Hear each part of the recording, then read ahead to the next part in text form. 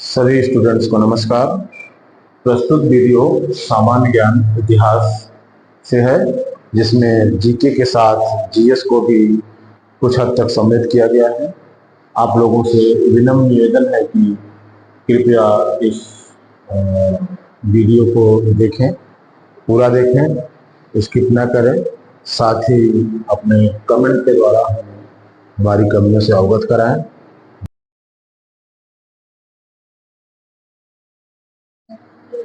आज हम पढ़ेंगे सामान्य ज्ञान इतिहास के अंतर्गत जैन संगीतियां। ठीक है, सबसे पहले बात है जैन संगीतियां थी क्या, इसका उद्देश्य क्या था? जैन संगीतियां थी क्या और इसका उद्देश्य क्या था? तो ये एक प्रकार से जैन विद्वानों का एक संगम था।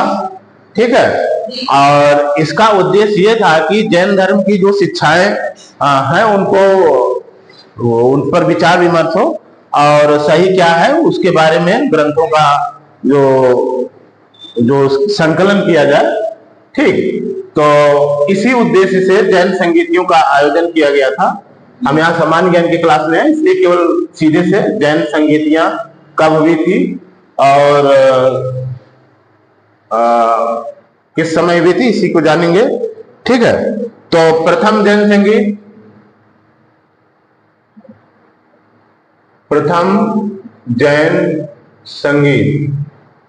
प्रथम जैन संगीत कब हुआ था?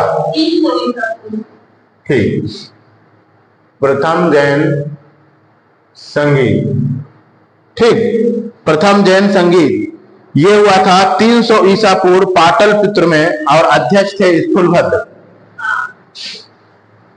300 ईसा पूर्व कहां हुआ था? पाटलिपुत्र। अध्यक्ष कौन थे? हाँ, पाटलिपुत्र हुआ था, अध्यक्ष स्थूलभद्र थे। स्थूलभद्र, ये स्थूलभद्र कौन थे? ये दिगंबर वाले थे कि श्वेतांबर वाले? ये श्वेतांबर वाले थे, जो कि यहाँ पर जब अकाल पड़ा था तो दक्षिण नहीं गए थे और यहीं पर रह करके इन्होंने श्वेतांबर मत का प्रचार किया। ठीक, तो ये है स्थूलभद्र, ये प्रथम जैन संगीत के अध्यक्ष थे जो कि 300 ईसा पूर्व में हुआ था। ठीक, दूसरा द्वितीय जैन संगीत, द्वितीय जैन सभा कह सकते हो या जैन संगीत। ठीक है, आप इसको जैन सभा भी कह सकते हो। ये कब हुआ था? 512 ईस्वी, वल्लभी गुजरात। हाँ, 512 ईस्वी, इसको आप छठी शताब्दी भी कह सकते हो, है ना। 512 ईस्वी और कहा हुआ था?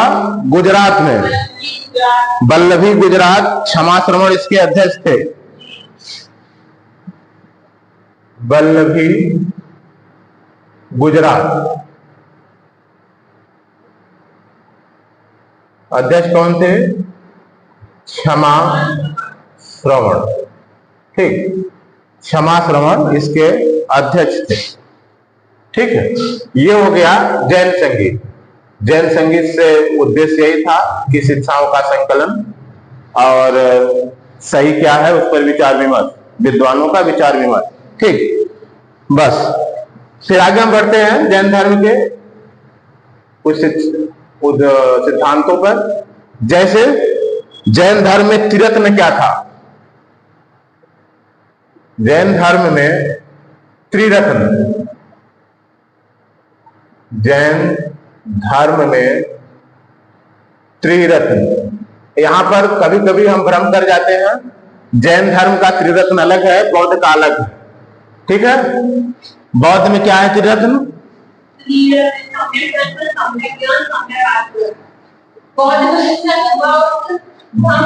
बुद्ध, धम्म, संघ। ठीक, ये बौद्ध में त्रिरत्न है। और जैन में त्रिरत्न क्या है? सम्यक दर्शन, सम्यक ज्ञान और सम्यक आचरण। ठीक, जैन में त्रिरत्न है सम्यक सम्यक दर्शन। ठीक, सम्यक दर्शन मतलब सही विश्वास। इसका मतलब क्या हुआ? सही विश्वास। और दूसरा है सम्यक ज्ञान, मतलब सही ज्ञान।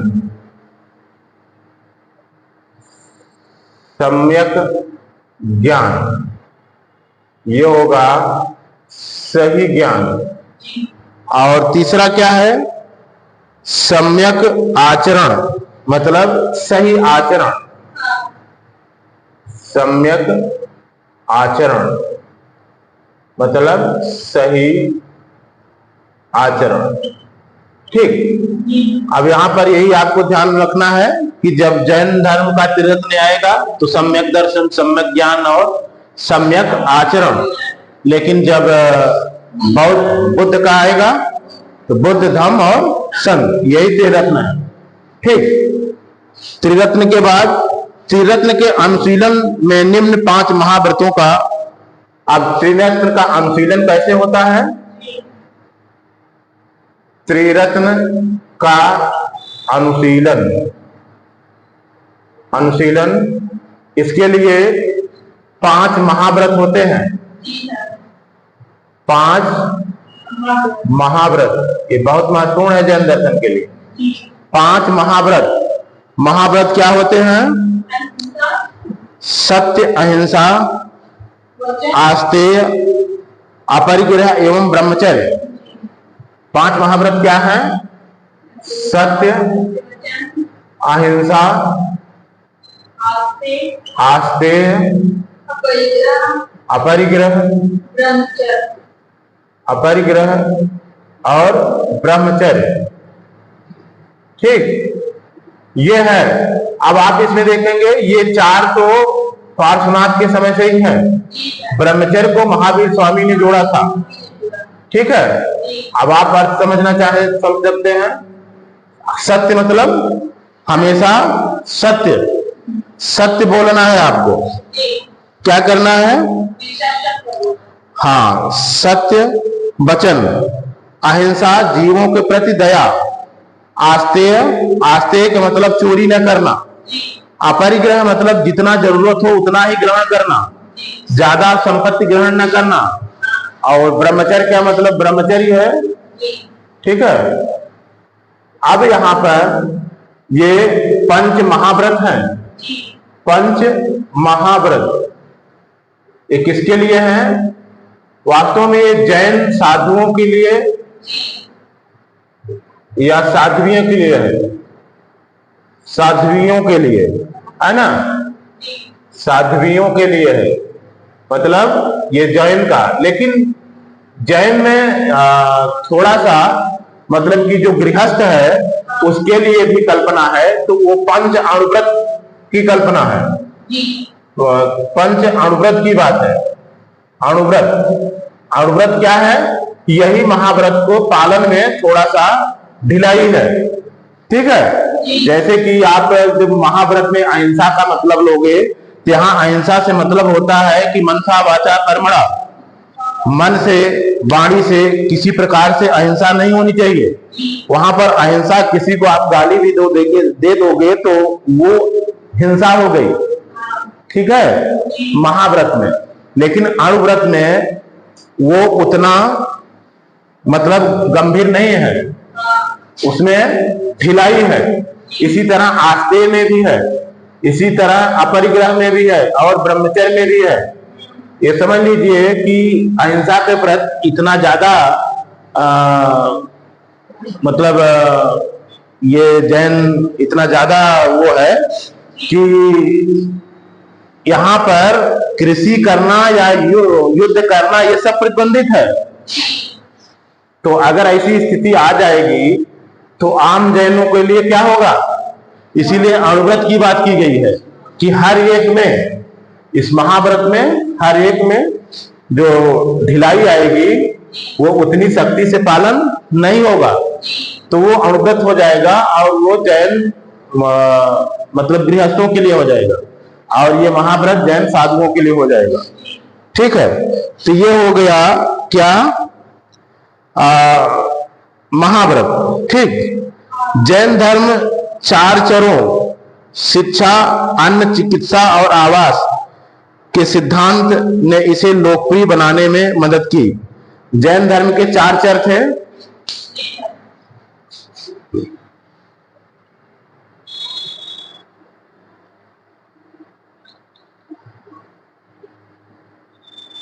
जैन धर्म के 4 चर कौन थे? जैन धर्म के 4 चर शिक्षा, अन्न, चिकित्सा और आवास। शिक्षा, अन्न, चिकित्सा, शिक्षा, अन्न, चिकित्सा और आवास। ठीक।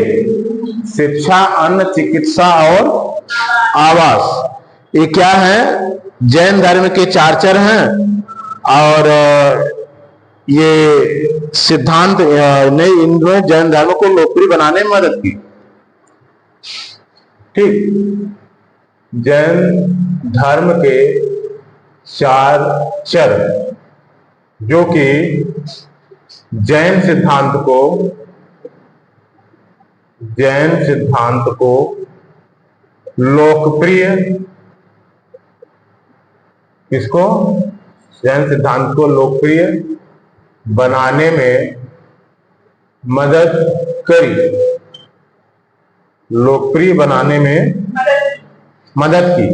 ठीक। ये हो गया जैन के चर। ठीक। जैन धर्म में ईश्वर की मान्यता नहीं है। जैन धर्म में ईश्वर की मान्यता नहीं है। ठीक है। जैन धर्म में ईश्वर की मान्यता नहीं है। वेदों पर भी विश्वास नहीं करता, इसलिए नास्तिक संप्रदाय में आएगा, है ना? जैन धर्म नास्तिक में आएगा और ईश्वर की भी मान्यता नहीं है। ठीक। तो प्रश्न उठेगा है कि आखिर संसार को किसने बनाया, है ना? जैन धर्म में आत्मा की मान्यता है। जैनियों के अनुसार जीव न केवल मनुष्य व पशु पक्षियों में वरन पेड़ पौधों, पत्थरों व जल में भी पाया जाता है। जैन धर्म के आत्मा की मान्यता है। आप आत्मा नहीं कर सकते हो, आत्मा की तरह ही, मतलब आत्मा के विकल्प में जीव शब्द का प्रयोग किया है। ठीक है। तो हम कह सकते हैं जैन धर्म में आत्मा की मान्यता है। मानता हम कैसे मानते हैं? वो पेड़ पौधों से लेकर के जल और पत्थरों में भी जीव मानता है। ठीक है। जल एवं पत्थर में भी जैन मत के अनुसार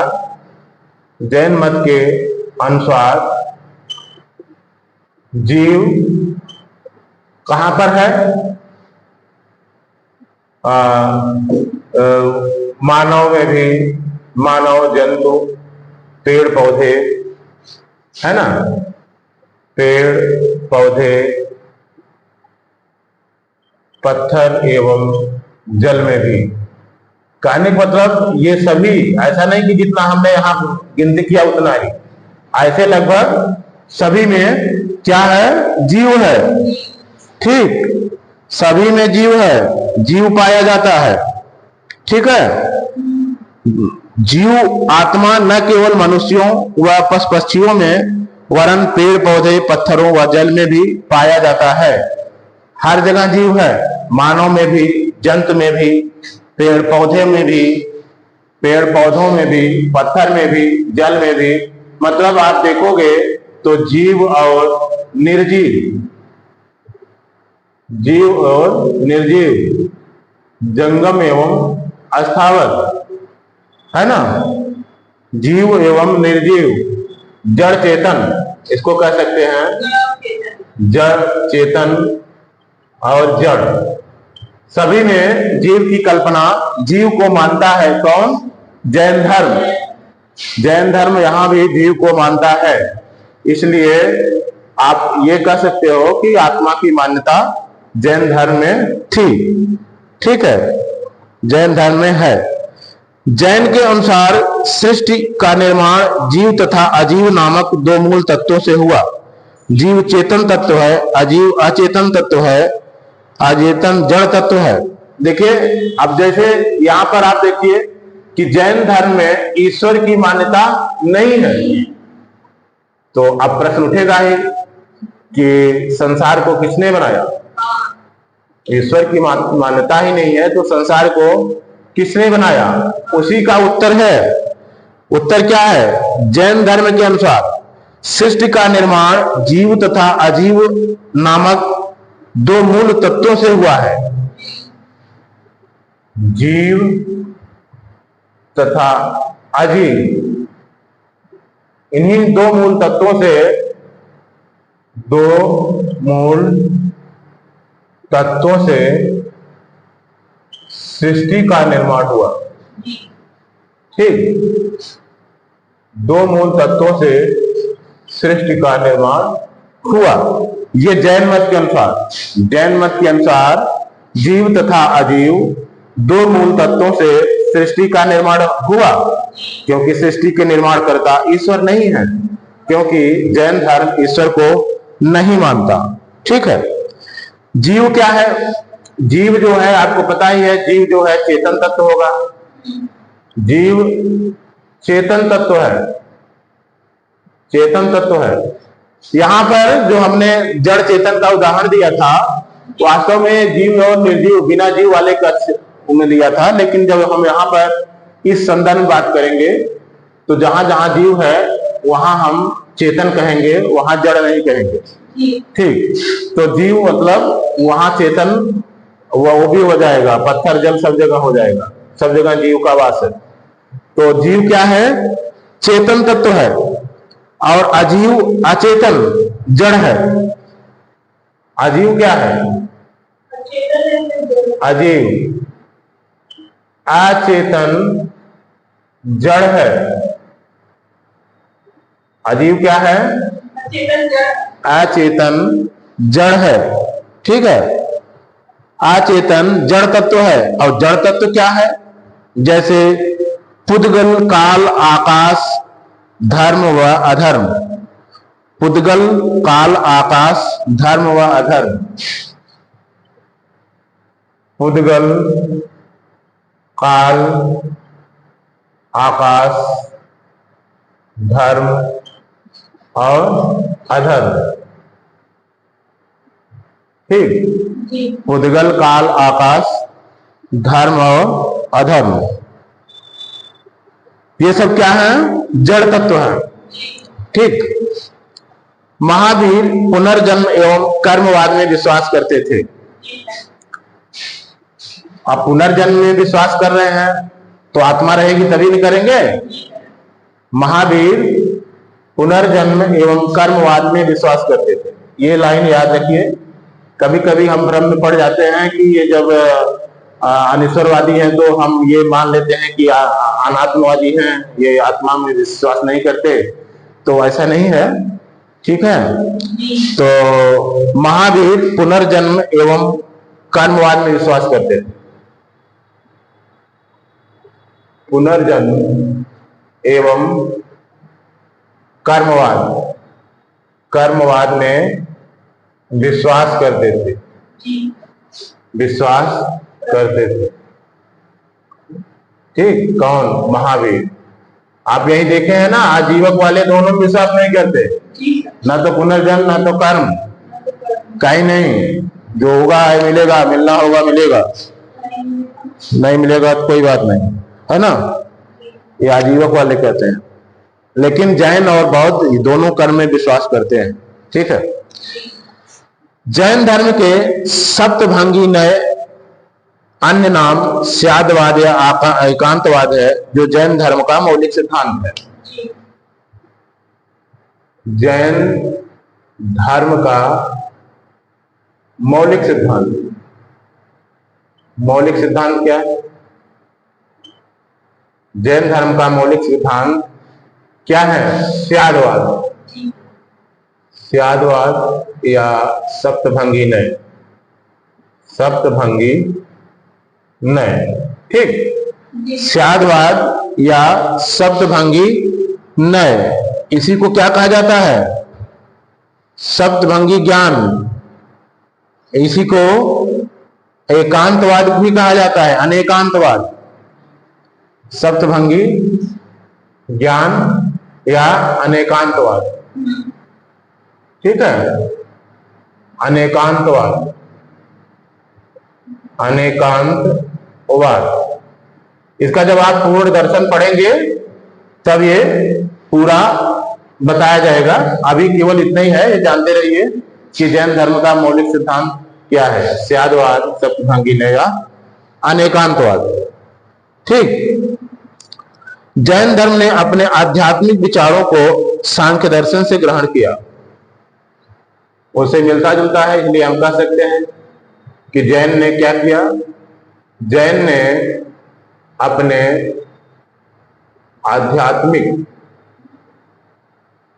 आध्यात्मिक विचारों को कहां से ग्रहण किया? सांख्य दर्शन से ग्रहण किया, सांख्य दर्शन से ग्रहण किया। सांख्य दर्शन से ग्रहण किया किसने? जैन ने। जैन धर्म मानने वाले कौन कौन से राजा थे? उदयन था, आपको पता ही है, और कौन था? हाँ, चंद्रगुप्त मौर्य, कलिंग नरेश, खारवेल, राष्ट्रकूट, अमोघवर्ष, चंदेल शासक। ठीक, कुछ नाम ले सकते हैं यहां पर। उदयन था और चंद्रगुप्त मौर्य, चंद्रगुप्त मौर्य, क्योंकि श्रवण बेलगोला में ही इन्होंने अपना वो त्याग दिया था ना, अपना जीवन। और खारवेल, खारवेल, खारवेल कौन था? खारवेल कलिंग नरेश, हाथी गुंफा अभिलेख इसी का है, कलिंग नरेश, इसी अभिलेख से ही सिद्ध होता है तो वो जैन धर्म में आस्था थी। कलिंग नरेश, खारवेल, ठीक है। और फिर इसके बाद है राष्ट्रकूट राजा अमोघवर्ष और चंदेल शासक। अमोघवर्ष, अमोघवर्ष ये राष्ट्रकूट राजा थे, राष्ट्रकूट। और अगला कौन है? चंदेल शासक, चंदेल शासक। ये लगभग सभी, ये सभी जैन थे, ठीक है। क्या थे? जैन थे। मैसूर के गंग वंश के राजाओं के सेनापति व प्रधानमंत्री चामुंडा राय के प्रोत्साहन से कर्नाटक के श्रवणबेलगोला में 10वीं शताब्दी के मध्य में विशाल बाहुबली की ग्रेनाइट पत्थर की मूर्ति या गोमतेश्वर की मूर्ति का निर्माण किया गया। गोमतेश्वर की मूर्ति किसका निर्माण किया गया? गोमतेश्वर की मूर्ति। इसी को क्या कह सकते हैं? बाहुबली, बाहुबली, ठीक है।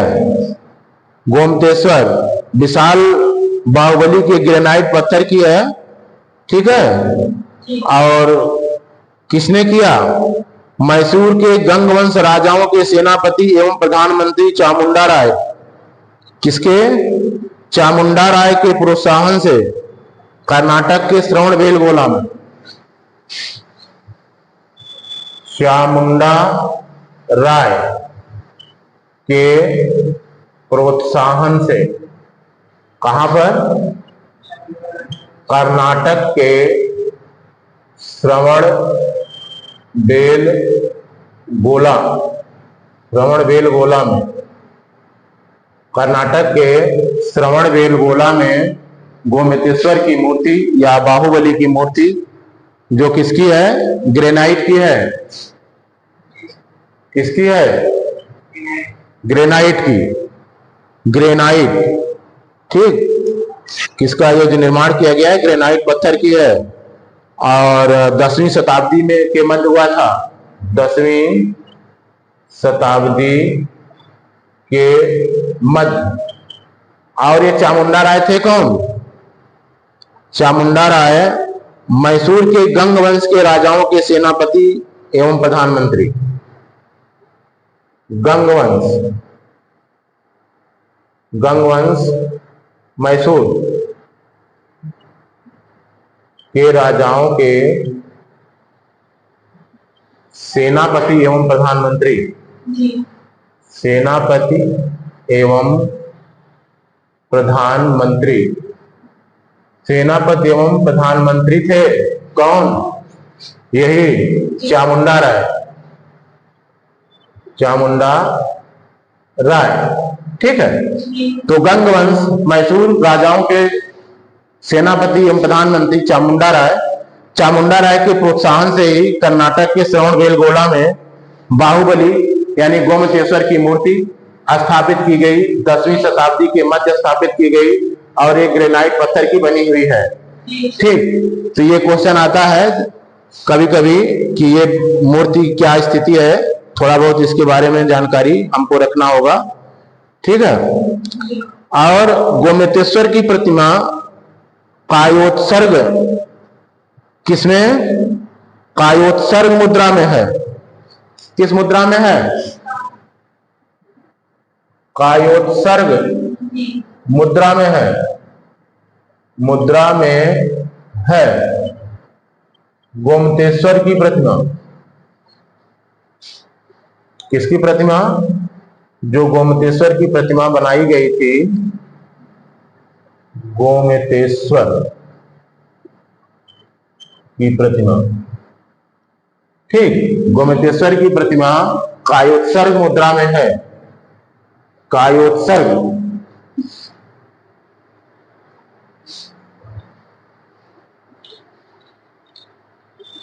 तो ये हुआ गोमतेश्वर की प्रतिमा। ठीक है, और महावीर तपस्या का ये इस मुद्रा में अपने चारों ओर के, महावीर तपस्या की इस मुद्रा में वह अपनी चारों ओर के वातावरण से अनभिज्ञ हैं। ठीक है, इनके पैरों में सांप लपेटे हुए हैं। पैरों में क्या है?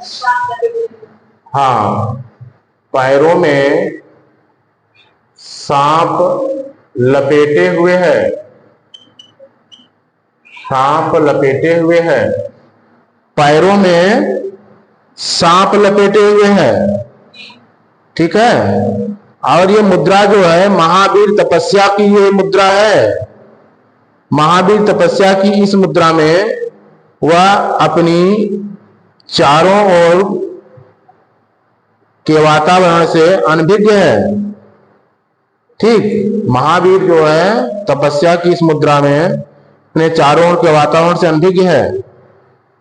उनके पैरों में सांप लपेटे हुए हैं तथा चींटियों ने मिट्टी के घरौंदे बना लिए हैं। यह भी इसमें दर्शाया गया है। ठीक है, चींटियों ने मिट्टी के घरौंदे बना लिए हैं, घरौंदे।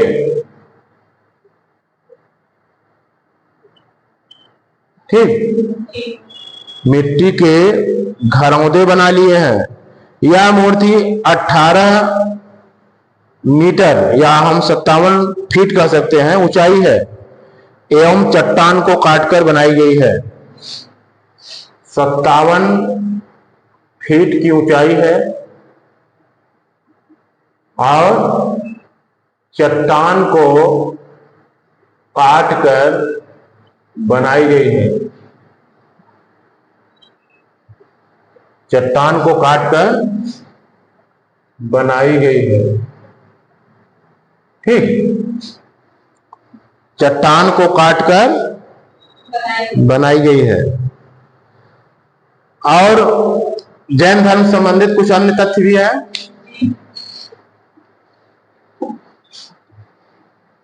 जैसे राजस्थान में मंदिर, कौन सा मंदिर राजस्थान में? माउंट आबू पर स्थित जैन मंदिर किसने बनवाया था? माउंट आबू कहाँ है? पर्वत, राजस्थान। माउंट आबू राजस्थान, यहां पर किसने बनवाया था? विमल शाह ने। ठीक, जैन मंदिर ये विमल शाह द्वारा बनाया गया था। जैन मंदिर किसके द्वारा? विमल शाह के द्वारा। ये जैन मंदिर विमल शाह के द्वारा बनवाया गया था। फिर इसके बाद है काठियावाड़ गुजरात में पालिताना के निकट शत्रुंजय की पहाड़ियों में एक विशाल जैन तीर्थस्थल है। यहाँ एक साथ जुड़े हुए 20 मंदिर दर्शनीय है। कहां पर तीर्थस्थल है? शत्रुंजय की पहाड़ियों में, काठियावाड़ शत्रुंजय की पहाड़ियों में।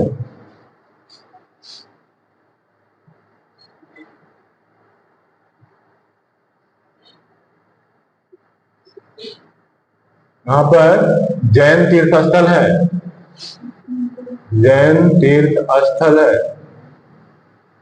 ठीक है। ये काठियावाड़ में है जैन तीर्थ स्थल, ठीक है। और खजुराहो में जैन मंदिरों का निर्माण चंदेल शासकों द्वारा किया गया था। खजुराहो मतलब छतरपुर कहाँ है? हाँ, खजुराहो में जैन मंदिरों का निर्माण किसने किया था? हाँ, जैन मंदिरों का निर्माण चंदेल शासकों ने किया था। यह मध्य प्रदेश के छतरपुर नामक जिले में पड़ता है, ठीक, छतरपुर में। फिर इसके बाद है आधुनिक तमिलनाडु के पुदुकोट्टई जिले में स्थित सिथन्नावासल या सित्तनवासल गुफाएं जैन धर्म से संबंधित है। कौन सा?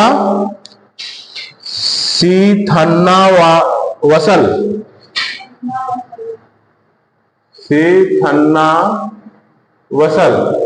और क्या है? या इसी को सित्तनवासल क्या कहते हैं? सित्तनवासल। ये दोनों हैं, ये दोनों किससे संबंधित हैं? ये गुफाएं हैं, ये जैन धर्म से संबंधित हैं और तमिलनाडु में है। गुफाएं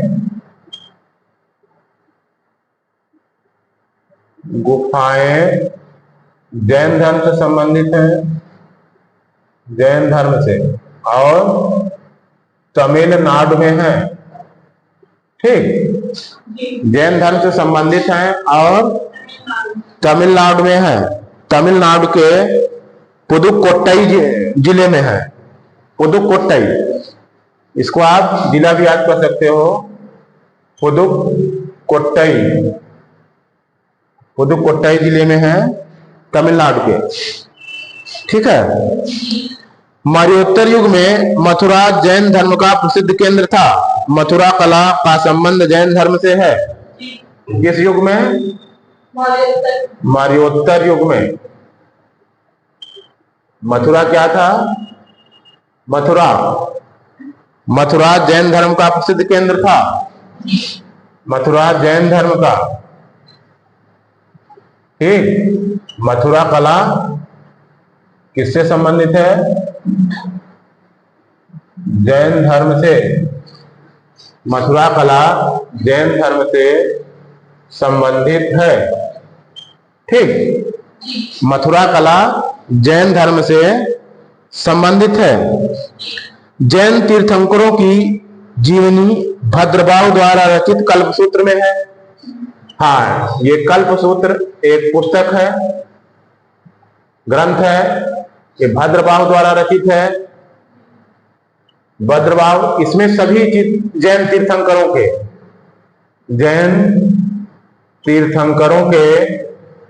जन्म, निर्वाण, प्रथम उपदेश, इन सारी घटनाओं का जन्म और कब उन्होंने संन्यास ग्रहण किया, कब निर्वाण प्राप्त हुआ और कब प्रथम उपदेश दिया, ठीक है, सारी घटनाओं का वर्णन है। किसका? जन्म का, निर्वाण का और संन्यास का और प्रथम उपदेश का, इन सारी घटनाओं का वर्णन किसमें है? कल्पसूत्र में, जो कि भद्रभाव द्वारा रचित था, ठीक है। 72 वर्ष की आयु में महावीर की मृत्यु, महावीर का निर्वाण 468 ईसा पूर्व में बिहार राज्य के पावापुरी राजगीर में हुआ था। कब हुआ था? 72 वर्ष की आयु थी, ठीक। किसका? महावीर का निर्वाण।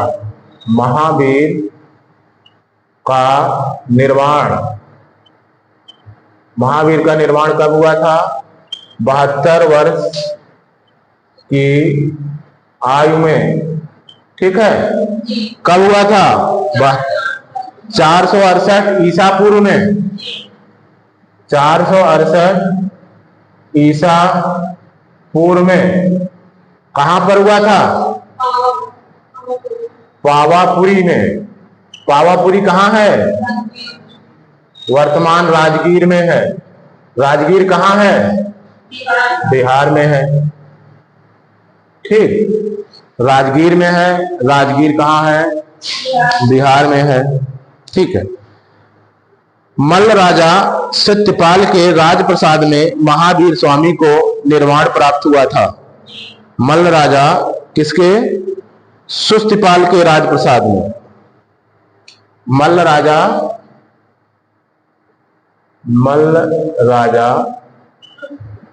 सत्यपाल के राजप्रसाद में हुआ था। राजप्रसाद, ठीक। महावीर स्वामी को निर्वाण प्राप्त हुआ था। 6ठी शताब्दी से 9वीं शताब्दी के बीच बड़ोदरा के पास अकोटा, गुजरात एवं पश्चिमी भारतीय क्षेत्र में कांस्य की अधिकांश मूर्तियां महावीर, पार्श्वनाथ, आदिनाथ जैसे तीर्थंकरों की बनाई गई।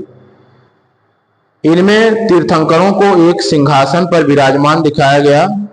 उनमें ये तीर्थंकर अकेले 3 से 24 तीर्थंकरों के समूह में प्रस्तुत किए गए। इनके अलावा कुछ प्रमुख तीर्थंकरों की शासन देवियों, ऐच्छिणियों की नारी प्रतिमाएं भी बनाई जाने लगी। चक्रेश्वरी आदिनाथ के शासन देवी एवं अंबिका नेमिनाथ के शासन देवी हैं। चक्रेश्वरी क्या है?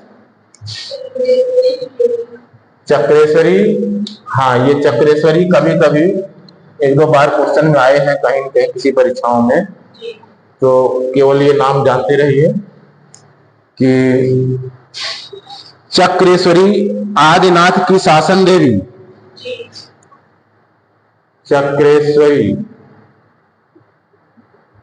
आदिनाथ की शासन देवी, ठीक। ये चक्रेश्वरी आदिनाथ की शासन देवी और अंबिका नेमिनाथ की शासन देवी है।